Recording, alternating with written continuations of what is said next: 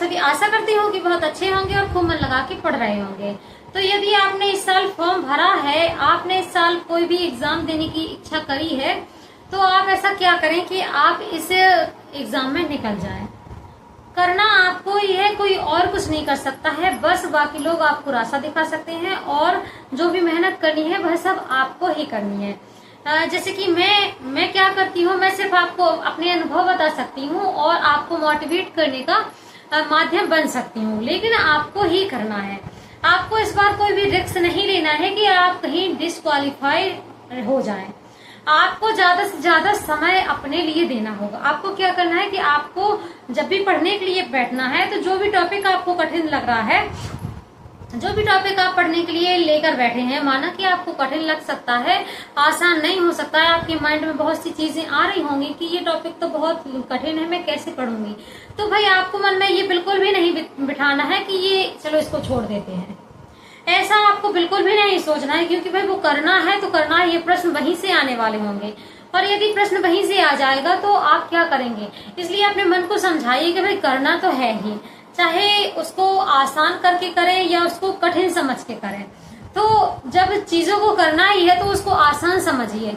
जब आपको याद नहीं हो रहा है तो बार बार उसको पढ़ने का प्रयास करिए। कहते हैं ना कि एक मार्ग पे जाने से, हमें बार बार जाने से उसका रास्ता आंख बंद करके भी हमें उसका रास्ता याद हो जाता है। ऐसे ही कोई टॉपिक है, यदि आप उसको बार बार पढ़ेंगे, प्रयास करेंगे बार बार, तो आपको कहीं ना कहीं आपके माइंड को भले ही वो याद ना हो, लेकिन आपकी आंखों को वो याद जरूर हो जाएगा। बैठे बैठे आपको बहुत सी कल्पनाएं कर लेनी है कि यदि इसके बाद में ऐसा हुआ होगा तो ऐसा क्यों हुआ होगा, ऐसा नहीं हुआ है तो क्यों नहीं हुआ है। जो भी प्रश्न आपके मन में आ रहे हैं, खुद ही आप उसका जवाब देने का प्रयास कीजिए। इसके बाद आप देखेंगे कि आपके लिए वह टॉपिक बहुत ही सरल हो गया है। जैसे कि कोई भी टॉपिक आपको बार बार भूल रहा है, आप बार बार उसको पढ़ने का प्रयास कर रहे हैं, तो आपको ऐसा लगता है कि मेरे बस की तो बात ही नहीं है, मुझसे तो कुछ नहीं होने वाला।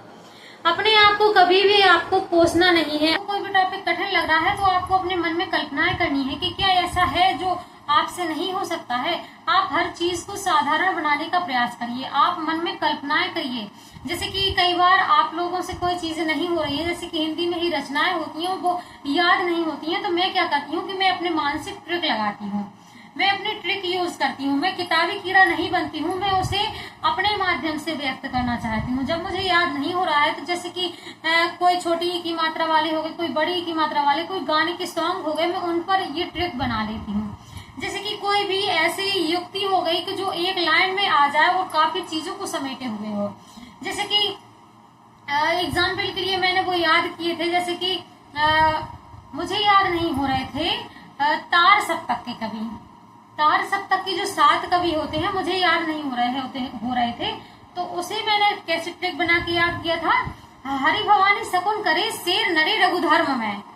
जब मैंने ये एक लाइन याद कर ली तो मुझे 7 लोगों के नाम याद हो गए। ये लाइन्स आपको कहीं नहीं मिलेंगी, क्योंकि ये मैंने स्वयं यहाँ पर अपने मन से सोच के रखी है। और जो भी चीजें मुझे याद नहीं होती, जैसे कि भारत दुर्दशा के अंक नहीं याद हो रहे थे, तो उसके लिए मैंने अलग ट्रिक बनाई थी।